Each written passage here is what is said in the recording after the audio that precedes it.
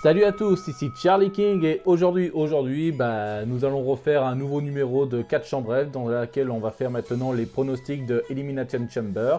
Bon, là cette fois-ci, l'Undertaker il a disparu de ma table. À la place, nous avons ce joli dessin de Asuka là. J'espère qu'il vous plaît parce que c'est moi qui l'ai fait. Voilà, un joli dessin de Asuka que j'ai fait moi-même. Mais bon, de toute façon, je suis pas là pour présenter mon art. Voilà, je le pose ici, voilà. Et si Asuka voit ce dessin, elle peut aussi retrouver ce dessin sur ma page Instagram Charlie King. Et voilà. Bon, allez, on était où là? Ah oui, voilà, nous sommes dans les pronostics de Elimination Chamber 2021. Alors bien sûr, c'est vrai, j'aurais pu aussi parler de NXT Takeover Vengeance, là, oui, c'était cela. Mais malheureusement, oui, j'ai pas pu voir malheureusement, j'ai pas pu voir le pay-per-view The Vengeance de NXT parce que j'étais très occupé ailleurs et du coup, j'ai pas pu voir le match. Alors, du coup, c'est pour ça qu'il peut y avoir ni de pronostic ni de résultat pour NXT Takeover et je le regrette. Je l'ai pas encore vu, mais je vais bientôt le revoir et à mon avis, ça a dû être un très bon pay-per-view. Voilà. Mais bon, là, je vais parler du principal, là, pour les rosters principaux. C'est bien sûr Elimination Chamber. Bon, alors, de toute façon, on va la faire courte. Alors, qu'est-ce qu'on va commencer à dire d'abord, on va commencer par parler... Bon, après, c'est pas classé par ordre. Enfin, je sais pas. De toute façon, c'est pas moi qui organise les matchs. Alors là, je le dis, je lance les matchs, mais c'est peut-être pas par ordre. Mais là, je le lance. Alors, du coup, nous avons le match Elimination Chamber pour le titre championnat de la WWE qui oppose Drew McIntyre, le champion, contre Randy Orton, AJ Styles, Jeff Hardy, Sheamus et... Oui, là c'était le Miz, mais maintenant c'est à la dernière minute c'était Kofi Kingston qui avait affronté le Miz pour la place de Elimination Chamber dans le dernier épisode de Raw et à la fin c'est Kofi Kingston qui a réussi à battre le Miz et du coup il a gagné la place pour la chambre d'élimination à la place du Miz. Bon, voilà. Alors, qu'est-ce que je vais penser de ce match? Là, c'est un peu compliqué. Alors, Randy Orton, je ne pense pas. Après, bon, c'est sûr que... Ouais. Randy Orton, je sais pas, parce que déjà que en ce moment, il est encore en plein backstory avec... en plein story avec... Je me rappelle plus de son prénom. Ah merde, le dyslexique là. Ah, Alicia Bliss, oui. Oh là là, mais comment je l'ai pu oublier là, Alicia Bliss. Oh, excusez-moi, là, excusez-moi si je suis très fatigué là. Et là, il est bientôt 11h du soir. C'est normal. Alors oui, Randy Orton, oui, il est en pleine story avec Alicia Bliss. Alors du coup, je pense pas qu'il va y avoir une course au titre de Randy Orton jusqu'à WrestleMania. À mon avis, il va y avoir peut-être le retour de The Fiend à WrestleMania. Et du coup, il va y avoir peut-être encore une énième rivalité entre ces deux-là. Et du coup, les autres, AJ Styles, je crois pas, il a pas vraiment le niveau là, je pense. Enfin, il a le niveau, oui, c'est un bon catcheur, mais après, pour l'histoire, je pense pas qu'il pourra battre McIntyre dans ce match. À moins que si, c'est possible, mais bon. Hein. Après, Jeff Hardy, malheureusement, Jeff Hardy, malheureusement, c'est maintenant un catcheur qui n'est plus au top comme autrefois. Hein. Et malheureusement, du coup, je sais pas si je peux le dire, mais il commence à devenir un espèce de jobber. Vous savez, un catcheur qui n'arrête pas de tout le temps perdre, là. Bon, bien sûr, il perd pas tout le temps, mais le problème, c'est qu'à chaque fois que, ça y est, j'ai l'occasion de mater un match de Jeff Hardy, à chaque fois, il perd un match. Et je rate toujours les matchs où il gagne. C'est malheureux. Et puis surtout, faut pas oublier que dans le Royal Rumble, c'était le premier éliminé. Hein. Ah ouais, pas très fort. Hein. Alors moi, Kofi Kingston, non plus. Je pense pas que ça va être... Il va faire des trucs impressionnants dans la chambre élimination, mais je pense pas qu'il va vraiment remporter. Alors, la seule chose qui peut être possible, c'est bien sûr Sheamus. Alors Sheamus, lui, il a peut-être des chances de battre McIntyre, mais peut-être que là, McIntyre va conserver son titre. Bon, alors je vais prendre en préférence que je préfère que Sheamus arrive à battre tout le monde là, McIntyre, tout le monde là, et qu'il gagne enfin le titre de la WWE. Et peut-être que là, il va y avoir encore McIntyre qui va essayer d'affronter Sheamus pour la revanche à WrestleMania. Je pense que c'est ça, parce que je pense que ce serait bien aussi parce que vu que WrestleMania, ça va marquer le grand retour du public qui avait disparu depuis un an, quoi. Ça va faire bientôt un an qu'on n'avait plus eu de public. Après, bien sûr, il y a eu des petits publics qui s'étaient arrivés en été, mais après, c'était pas vraiment du vrai public, c'était en fait des stagiaires du backstage et tout ça. Bon, après, je suis pas le mieux placé pour le dire. Après, non, finalement, oui, c'est sûr que WrestleMania, ça va marquer le grand retour du public. Bon, pas très nombreux, mais au moins, il va y avoir du public. Et je pense que faire perdre McIntyre à Elimination Chamber pour que Sheamus l'emporte, et pour qu'après, il y aura une revanche dans laquelle McIntyre va réussir à battre Sheamus à WrestleMania pour récupérer son titre, pour glorifier son nouveau règne de champion devant un public. Ouais, ce serait bien parce que vu que malheureusement il a eu sa gloire dans le dernier WrestleMania, mais malheureusement il y a eu zéro public. Alors c'est sûr que fêter sa victoire mais avec zéro public, c'était pas la même sauce. Hein. Voilà. Bon voilà, je préfère Sheamus qui gagne, mais à mon avis il y a peut-être aussi 3 chances sur 5 que McIntyre va conserver son titre. Allez, alors oui, le suivant, celui-ci, maintenant je peux l'écarter de la carte parce que vu que ça a été retiré au dernier épisode de Raw, c'est bien sûr le match Asuka contre Lacey Evans pour le titre féminin de Raw. Alors bien sûr, pourquoi c'est retiré? Si vous n'avez pas vu le dernier épisode de Raw dans lequel il y a eu un espèce de match tag team entre Flair et Asuka contre Lacey Evans et Peyton Ross.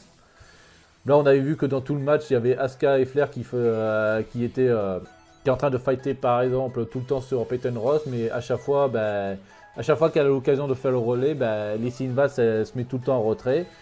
Et dès qu'à la fin que cette dernière Ross arrive à faire un tag là, hop, ça y est, Evans devient la catcheuse légale, mais malheureusement elle s'en va.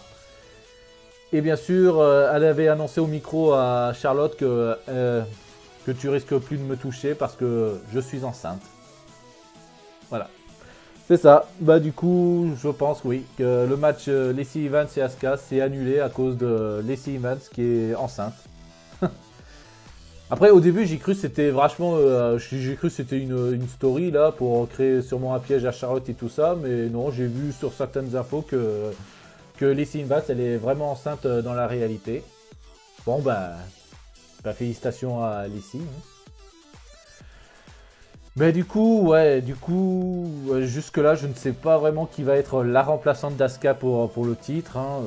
Il y a des rumeurs qui disent que ça pourrait être soit Charlotte là, mais franchement je préfère pas parce que Charlotte à nouveau championne pour être championne à WrestleMania, malheureusement ça va être encore un 3-4e épisode là-dessus et ça va être un peu lourd.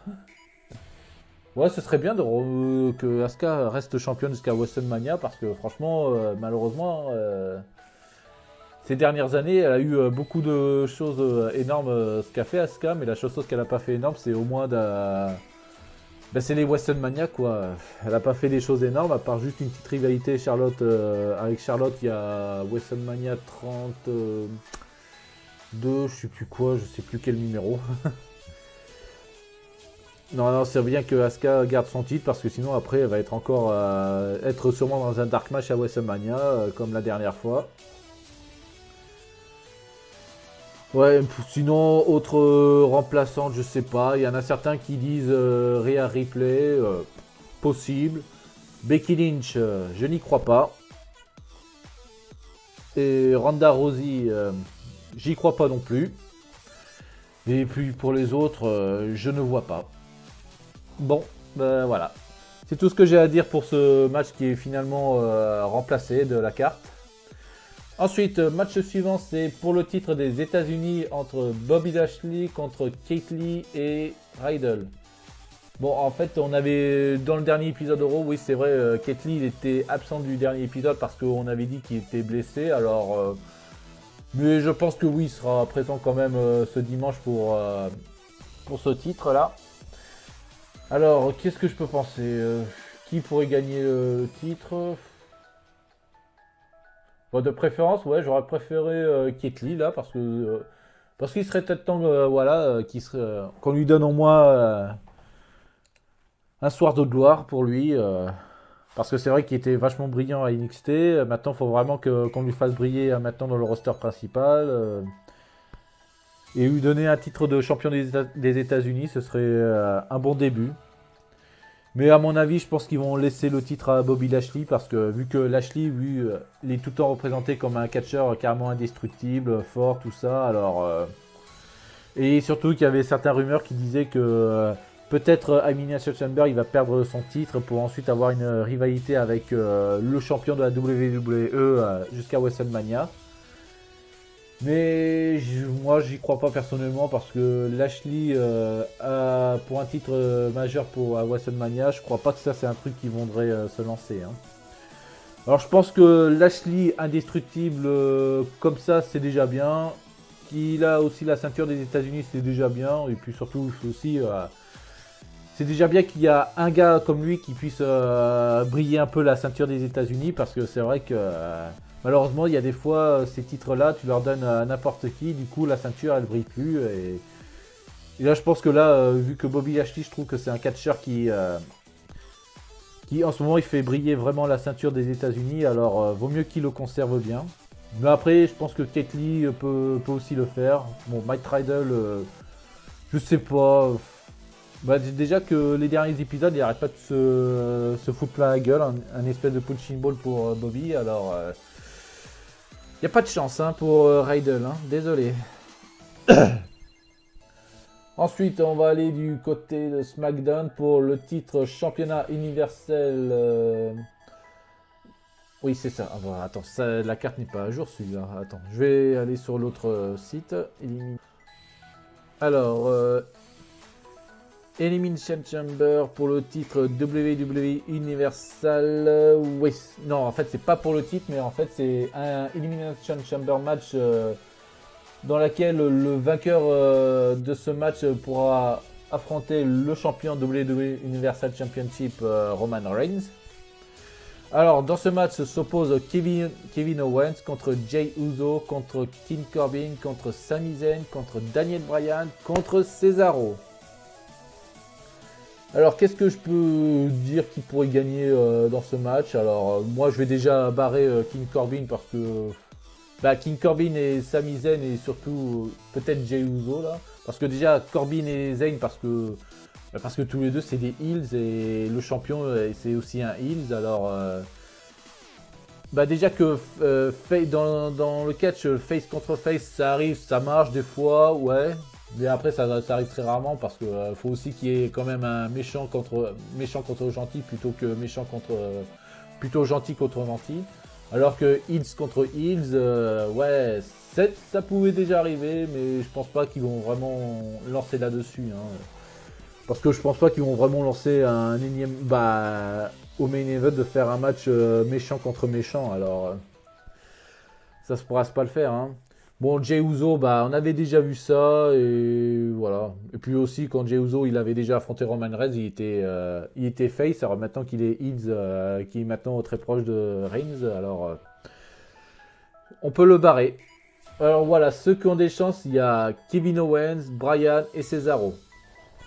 Alors moi, je préfère barrer Kevin Owens. Bon, il a des chances de gagner, mais franchement, je préfère pas qu'il l'emporte parce que sinon ça va être l'épisode 15 Roman Reigns contre Kevin Owens. Alors c'est bon, voilà, c'est bon, Kevin Owens c'est bon, il a déjà eu plein d'opportunités pour avoir le titre et malheureusement il a échoué. Et franchement le dernier match Royal Rumble qu'il y avait le Last Man Standing était vachement déjà pas mal pour ça, là, pour terminer la clause de la rivalité.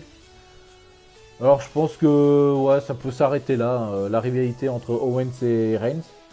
Alors Daniel Bryan et Cesaro, alors c'est sûr de préférence j'aurais préféré Daniel Bryan, mais franchement Cesaro, bah déjà qu'en ce moment Cesaro ça y est, il commence à donner du punch à ce dernier et franchement j'en suis satisfait. Hein. Ouais, parce que ça faisait très longtemps que Cesaro il pouvait faire plein de prouesses en solo là, parce que malheureusement depuis presque la moitié de la décennie 2010, il a toujours été en tag team avec soit Tyson Kidd, soit Sheamus, soit Nakamura, tout ça, mais qui a été très rarement en solo. Alors voilà, c'est bien qu'on lui donne un gros punch dans une carrière en solo. Alors je préfère que Cesaro remporte l'Elimination Chamber match, voilà. Après pour le main event Roman Reigns contre le vainqueur de l'Elimination Chamber, bah, que je préfère Cesaro, oui, mais de toute façon, peu importe le vainqueur, je pense que ce sera Roman Reigns qui va garder le titre, voilà.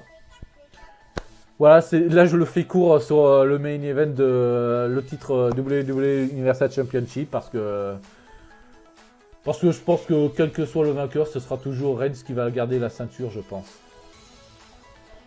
Parce que ouais, je pense qu'ils vont préférer garder Reigns champion jusqu'à WrestleMania et après voilà. Hein. Après pour le match élimination, oui, ce serait bien que Cesaro l'emporte pour ensuite avoir un match Reigns-Cesaro. Ça peut être un très bon match entre ces deux-là. Ouais. On se croise les doigts, on touche du bois, mais malheureusement mon bureau est en verre. Bon, bah, je crois que c'est tout, hein, parce que là la carte c'est sûr elle n'a pas été complète. Bon après j'ai entendu des rumeurs qu'il peut y avoir aussi un match tag team. Je pense que ça doit être... Ah oui, peut-être il y aura aussi un match féminin de SmackDown, Sasha Banks Carmella. Mais ça n'a pas été encore annoncé dans l'autre carte, mais... Bon, après, qu'est-ce que je peux dire sur Banks et Carmella? Bon, à mon avis, non, Banks va conserver son titre, parce qu'il faut pas oublier que Bianca Belair, elle est... Ou quoi que si, Carmella pourrait peut-être l'emporter hein, avec Bianca Belair, mais... À cause de Bianca Belair qui a gagné le Royal Rumble, alors c'est sûr que vu que Bianca Belair elle est de SmackDown, alors c'est sûr qu'elle va affronter tout de suite la championne de SmackDown.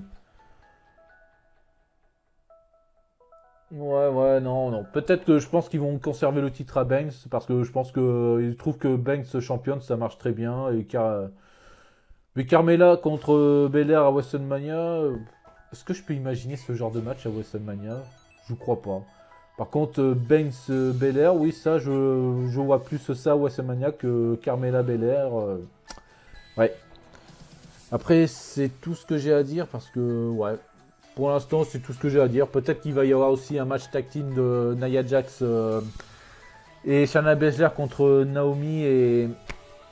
C'est quoi, c'est qui sa partenaire déjà? C'est pas Sonya Deville? Je crois que je vais me tromper là. Mais ouais, en tout cas pour le tag team féminin, je pense que oui, Jax et Baszler, bah, ils vont garder leur titre hein, parce que il faut quand même continuer le trou. Hein. Oui, vous avez compris le trou, hein, My Hole. Oui, pour ceux qui n'ont pas compris les derniers épisodes de Raw, en fait, Nia Jax est tombée le cul par terre sur un tablier du ring et du coup elle avait crié des douleurs et elle s'est mise à dire Oh my hole. Enfin, si je le dis bien avec l'accent là. Et bien sûr, hole ça veut dire trou. Elle avait dit Oh mon trou. Lana at the mercy of Nia Jax now on the apron. Oh, no. Jax went leg drop, tailbone first into the hardest part of the ring. Well, that's all steel reinforcement out there, Tom. Oh, Lana's still got to find a way to get Jax through the table. That's it. Ouais, et du coup, ça fait un buzz sur internet, ça, et voilà. Et du coup, maintenant, il y a eu les épisodes suivants dans lesquels on n'arrête pas de lui faire le buzz sur son trou. Voilà, bon, quoi qu'il en soit, non, je crois que voilà, les championnes par équipe vont rester championnes, forcément, parce que pour le trou, quoi. Bon, et ben voilà, c'est tout ce que j'ai à dire sur ces pronostics. Bon, bah, on verra pour le match Elimination Chamber que vous pouvez voir sur le site WWE Network. à partir de dimanche, non pas, enfin oui, le dimanche soir, mais vu que le dimanche soir ce sera déjà le kick-off, mais dès que le match sera lancé, on sera déjà le lundi à 1h du matin dans ce match. Alors voilà, bon, bah, alors rendez-vous le dimanche, attends, c'est quelle date déjà? Le 21, c'est ça? Ah ouais, c'est ça. Bah, dans la nuit du 21-22, pratiquement vers 23h, ce sera le kick-off, mais vers 1h du matin, bah, ce sera carrément le show principal. Voilà, que vous pouvez voir sur le WWE Network. Bon, ben voilà, c'est tout ce que j'ai à dire. Bah, d'ici là, bah, ratez pas le show et restez fort, que le trou reste fort aussi. Et d'ici là, je vous dis à plus, sayonara et ciao.